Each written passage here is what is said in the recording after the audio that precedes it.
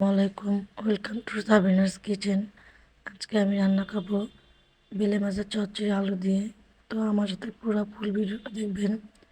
আমার একটু ঠান্ডা লেগেছে, এই জন্য গলাটা ভাঙা। এখন আমি এই যে বেলে মাছগুলো সব দিয়ে দিচ্ছি আলুর মধ্যে। তারপর দিয়ে দেবো কাঁচা মরিচ, টমেটো, দিয়ে দেবো লবণ, হলুদ, মরিচের গুঁড়া,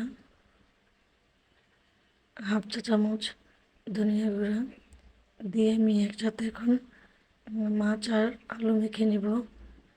এই যে দেখতেছেন আমার মাখা হয়ে গেছে। এখন আমি একটা কড়াই বসিয়ে নেব। তো কড়াইয়ের মধ্যে পরিমাণ মতো তেল দিয়ে দিছি। তেল দেওয়ার পর এখন দিয়ে দেবো পেঁয়াজ কুচিগুলো। তো পেঁয়াজ কুচি দিয়ে আমি এখন একটু ভাজা ভাজা করব।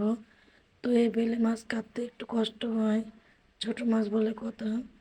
তো আমার কাছে অনেক ভালো লাগে ছোট মাছ, এর জন্য আমি প্রায়ই রান্না করে খাই। আর আমার হাজব্যান্ড অনেক পছন্দ করে ছোট ছোট নদীর মাছ।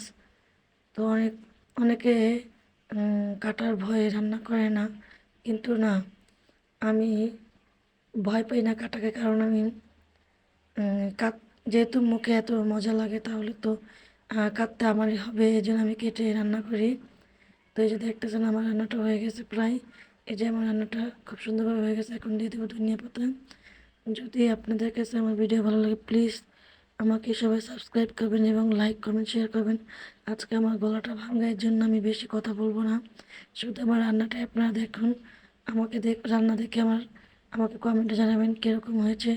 আসসালামু আলাইকুম।